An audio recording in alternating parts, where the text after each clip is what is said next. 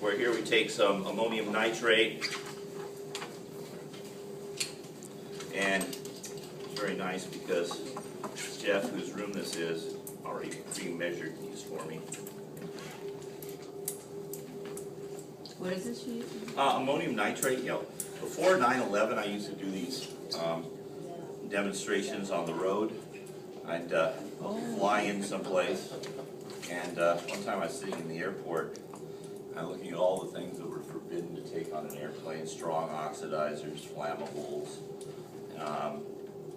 combustibles, you know, acids. I had every one of them in my luggage, and I thought, you know, I'm going to end up upside down in a jail cell if I keep doing this.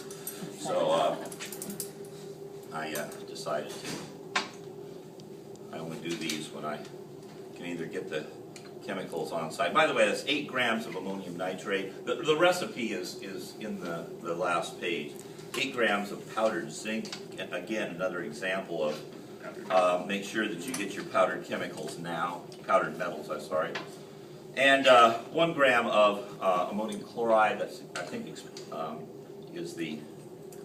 acts as a catalyst for some. What'd you say about make sure you get your powdered metals now? Yeah, the day's going to come, I think, where many states will forbid powdered metals in schools. Just because of Yeah, because of this reaction, Yeah. because of thermite. All it's going to take is one accident with thermite. The state's going to say, how do we get teachers to stop doing this? Just make the materials unavailable. Okay? So anyway, just mix up the dry chemicals. Emphasize the word dry because for reasons that are going to be obvious here in a moment. And then we can take a little bit of water.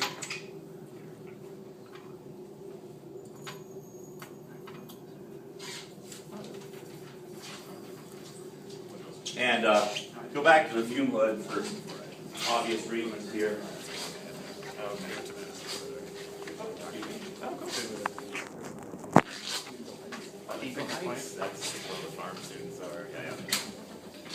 And yeah, I'm going to get the lights again.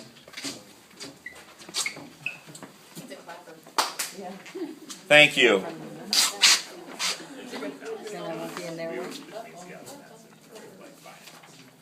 And what I'm going to do is put 1 or 2 drops of water into this, and then pull down the.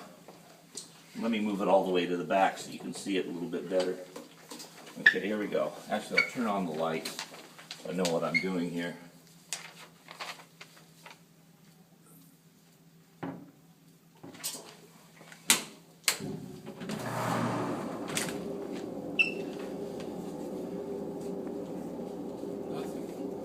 Nothing. Oh, wait.